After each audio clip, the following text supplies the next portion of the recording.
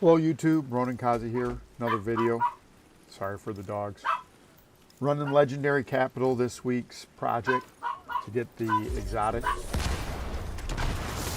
We had a rough beginning, so I kind of cut some of that out. Still kind of rough. We have a good group of people, as you'll kind of see. I'm running my standard build with the pulse, and I got healing hive out. But what I realize is I'm going to have to provide some damage or something a little bit more than just a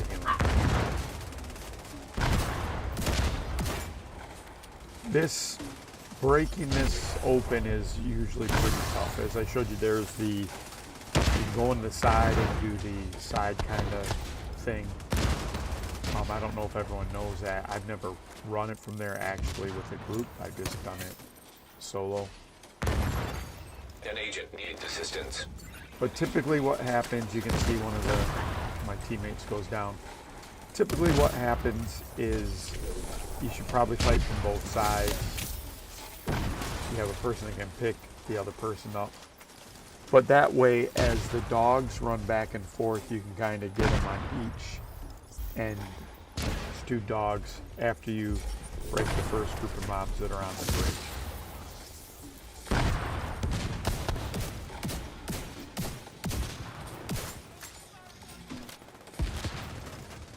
What happens, which is nice in this group, is eventually one of the players goes more support, and he has an Artificer, and that we really take off after that. One person has the mortar turret, the artillery turret, and that always works great. And people have seekers as well. And you can see I'm switching to seekers here at this point, because we just need a little more DPS to pressure them.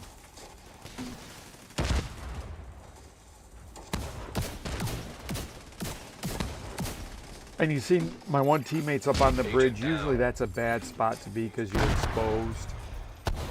But he's also the artillery turret guy, so I'm sure he's using that to target people better. And so the other thing that he has... An agent needs assistance.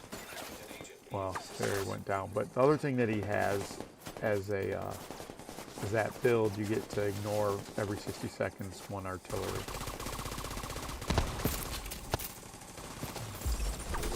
So this is a bad thing now. I've mentioned this to you before, that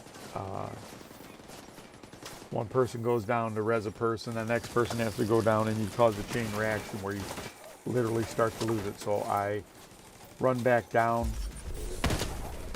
But I want you to think about this. Now we're only supplying the pressure of two people. So now they push, and now I'm down. So save of the day goes to our fourth member in the group. He takes care of these guys, and hopefully he reses us. But this is what I want to explain to you. I mean, once you have people go down, some people just leave them down, but then you have less DPS. So you've got to make a determination really quick. We're near the end of that spawn, so I think it's okay. If this would have happened earlier, we would have been done for. So he goes back up. I start applying pressure again. And you can see those two chargers were probably the last of that wave. There's only a little more mopping up. So he reses both of these people. I try not to go down.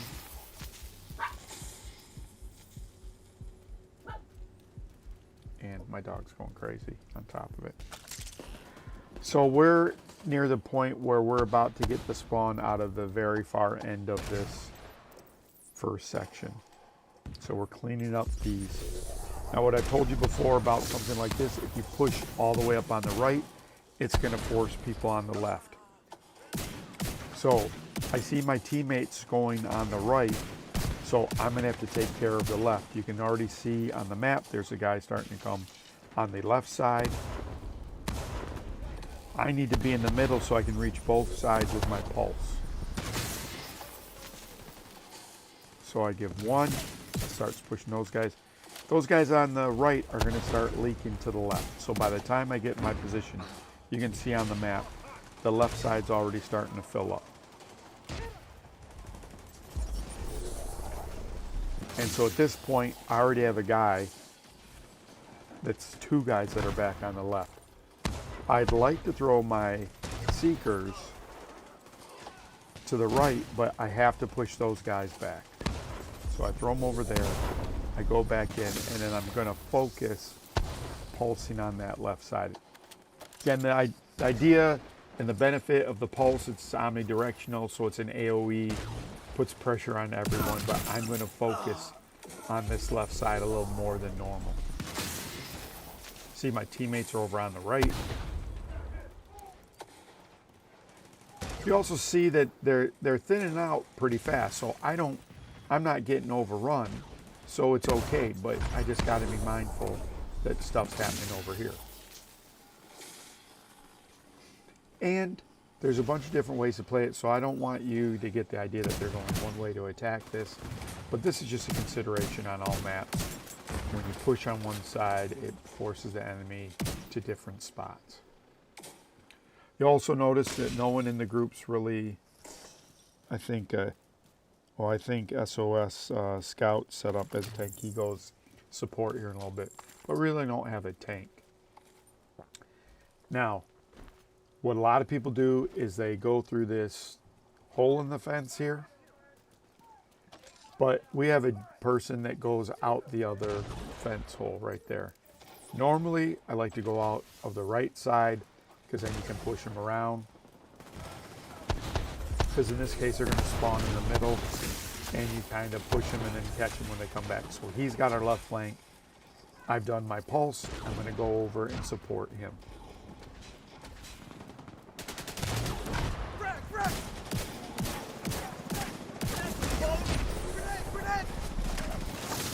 So when you see that helicopter, that means you're pretty far along in this section. So that's great. You're overcharged. You hear one of the teammates calling it out. So he has gone to Artificer and he's healing. And that Artificer is going to really make a difference on this next level, which you'll see.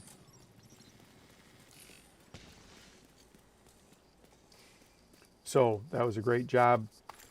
Usually that first part is a discourager, right? If you don't have a good enough group, you're not going to get past it. But then I feel once you get to here, you should go all the way because especially with my build, you can just sit and cover and take it. You just need your teammates not to get killed. These guys are really good. And we still die, but it's not the end of the world. So one of the things on this next part, if you have a bunch of skill builds, this is one of the problems. Now I'm going to switch. I promised someone that I was going to start running this build. I buffed up my Decoy to expertise level 15, so it has like a 15% more greater taunt. And normally I put a turret right out in that doorway, but System reactivated. in the Decoy. So I throw the Decoy out, and a wonderful thing happens. These guys are spamming Seekers like crazy. I'm pulsing, so we're doing tons of AoE damage. But you'll see that hive out there. That's the Artificer hive. And what's going to happen is my Decoy is going to be up for 3 minutes. So you're going to see no one busts in here. When they come near here, they're looking at the Decoy, not really looking at us. So this was a successful, and we had someone that was supporting it and supporting everything else. So it's a great combination of skills.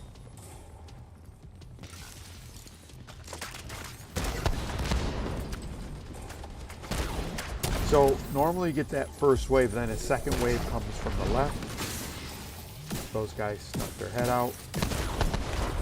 Pulsing.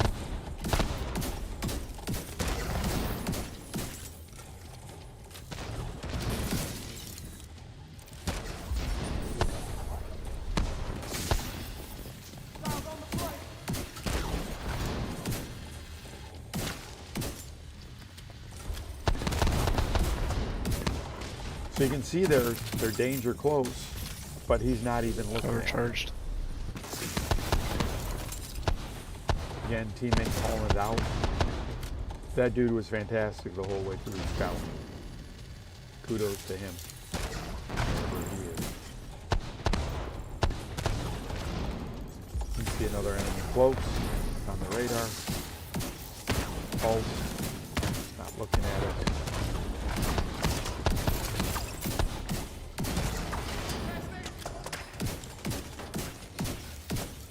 Eventually with the EMP, the other thing that's going to happen by the byproduct of all the Seekers and EMP is we're going to start taking out their healing support stations.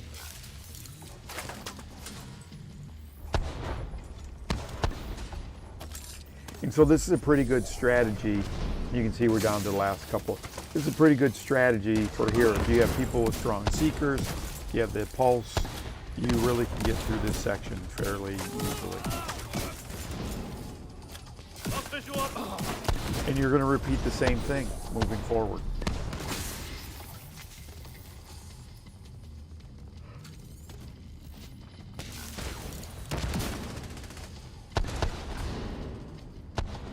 And there we are. So far, if you look at the makeup of our team, we got 2 people with Seekers. You got a turret. You got the support guy, 100% support. You got me with the Decoy and the EMP.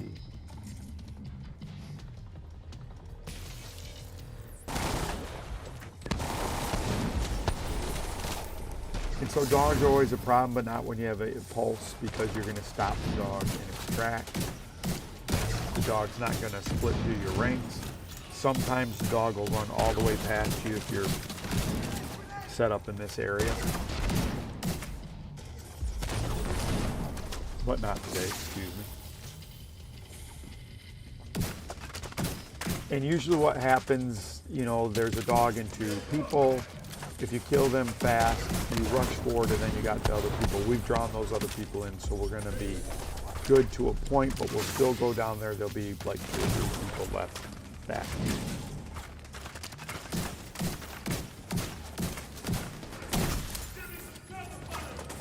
And again, it's thinking about what kind of people you have in the group and how you're going to play, if you're going to push fast or not.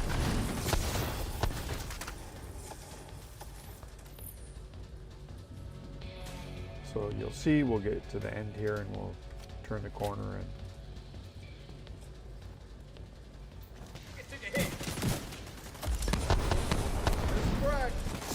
there we are.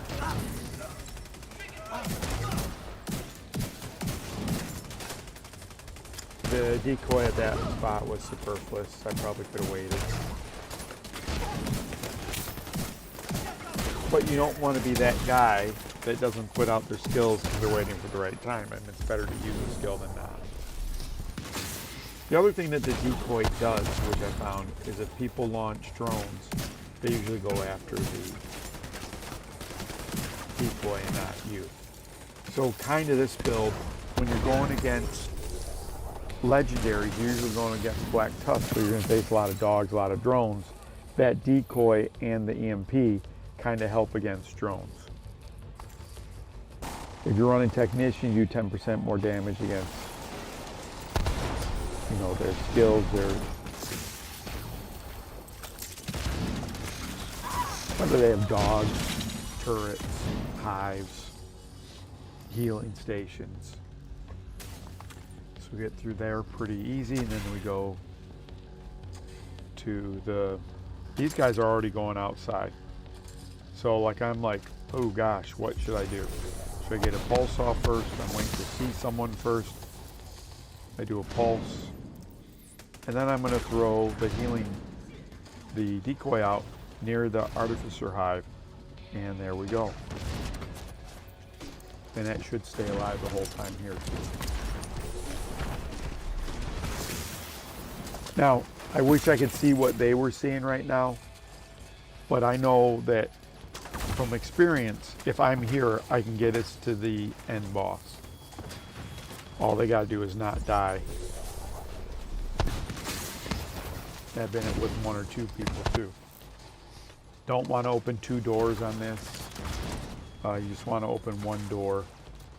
If you got weapon heavy DPS, then you're going to probably open this door. It's easier for them because they go right out into cover in the middle of the room. You're overcharged. More technical guys usually open that left door. Here, my teammate calling out again.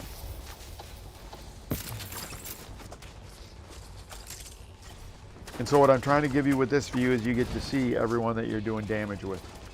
Pulse is 19 expertise, so it has a little more range. That's why if you're not a technician and you have a pulse, it's really only good for short range. It's really only good if someone's on you. Checking on my decoy, still plenty of time in it. So at this point, I'm thinking, man, if the decoy's this strong, how's it going to be on that final level? It's going to live the whole time.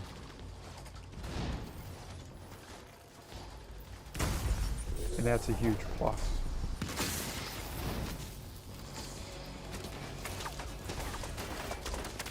So I'm calling that strategy a win right now. I'm going to say that's a win for a build. And the first time I saw this was doing Legendary Roosevelt with the copters. We jumped over and fought from the containers, and someone threw out a decoy and we never got nuked.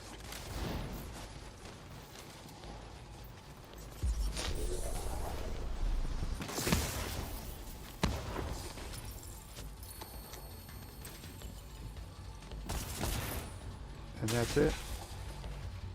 No fuss, no muss. This next part's dead easy.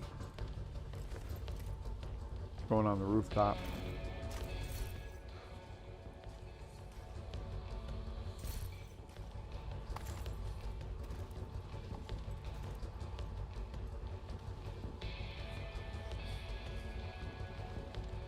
So when you have this pulse, you have to consider 3 dimensions. So the ideal thing is if I can pulse the enemy in their spawn, that'd be great. So if you look at the map, I'm kind of near the enemy spawn, probably below it somehow.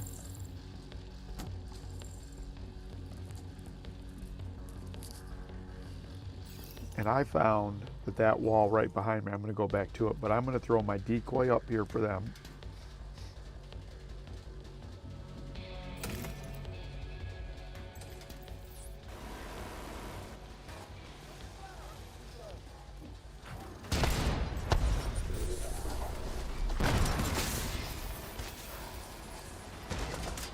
And now you can see I'm going to start pounding them with the EMP.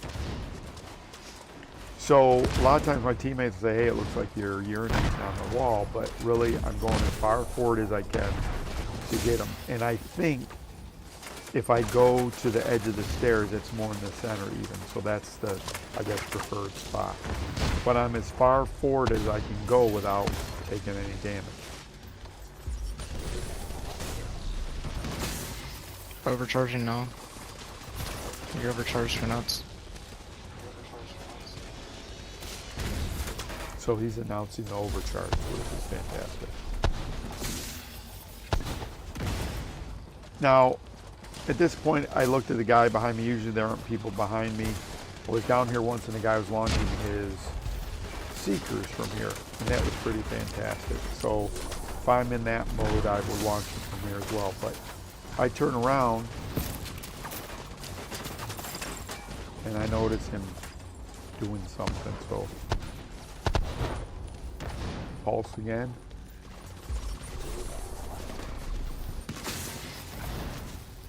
And then I want to see what's going on. I also want to show you the people I'm getting with the pulse.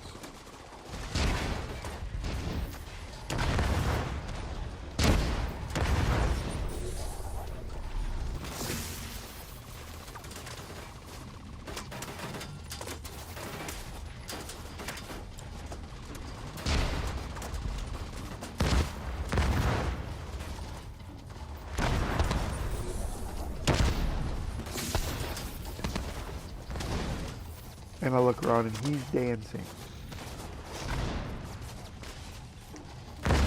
But he has a turret and a drone out, and we're going through this, so who cares what he's doing.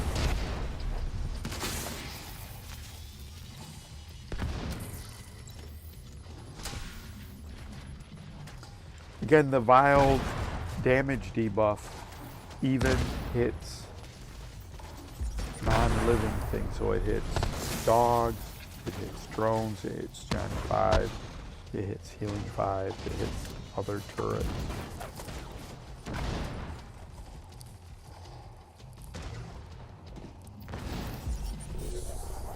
And so we're through this part. And you'll notice my decoy was up the whole time. So now I'm imagining a situation where we're going to go out there, we're going to go to the left, and we're not going to get nuked inside of our little cubby hole.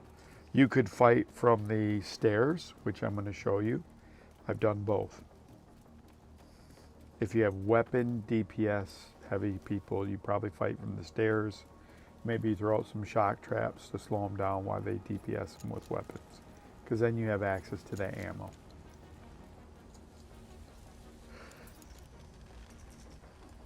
And maybe with the decoy, getting ammo is not a big issue anymore, because maybe with the decoy out there you can get the ammo.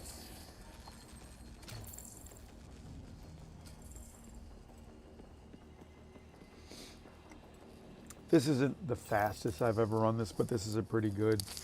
I think we do this in less than a half an hour, or the video's less than a half an hour.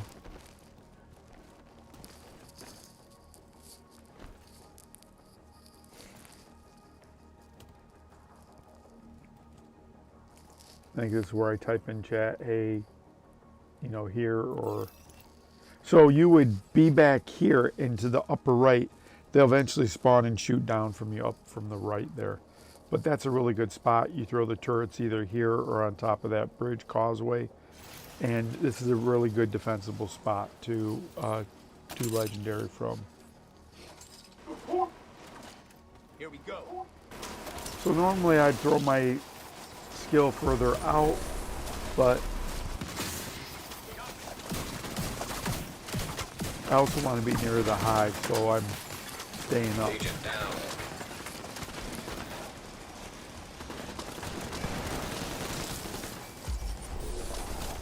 What you're going to see on that hive is, I think it goes down once. Here I'm going to the blue screen.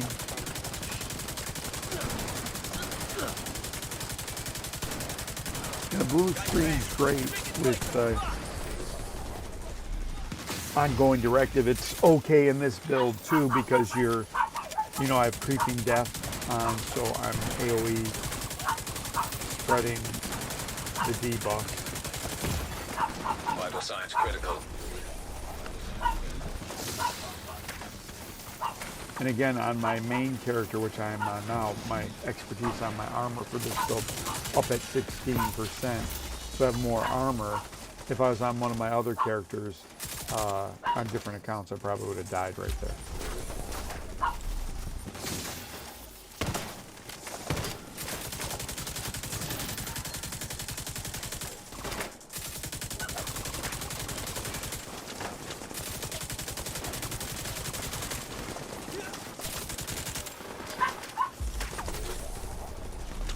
So this is pretty much through the waves. It's rinse and repeat. You can see the EMP is pretty good. And just trying to see what they got. I think we got a couple of turrets out there. An exotic drop for me. That was good.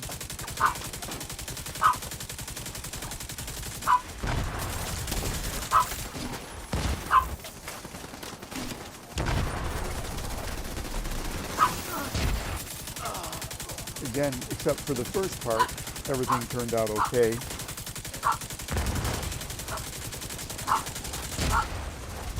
And these guys killed them so fast that at a certain part, there's no one left.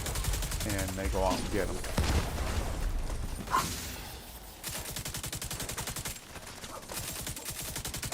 Yeah, maximum dogs now, sorry.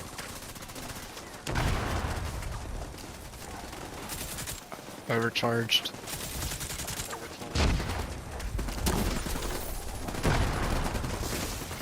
Armor's coming apart. There's the boss.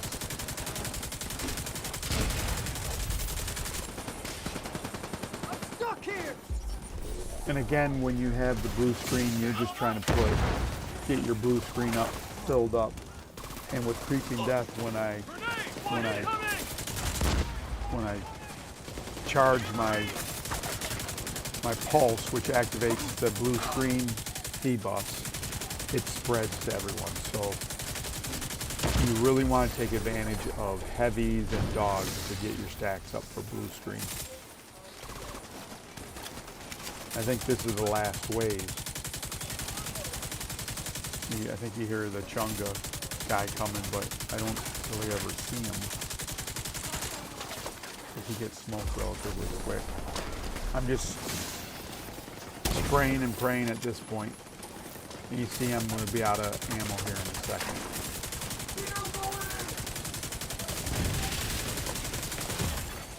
Serious trauma detected. There's the Chunga. I got my stacks on. I got half stack.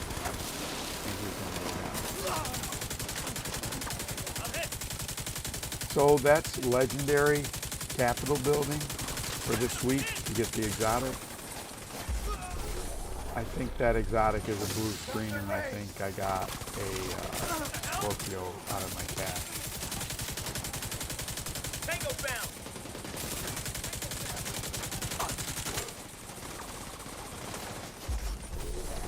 Again, if you are strategic in how you play this and use cover, legendaries are easy to do. Here I have to switch out to, I'm going to switch out to my Scorpio. And that's really, see at this point it's done. And there it is. So thank you, YouTube. Appreciate it. Hope you enjoyed the video. See you next time.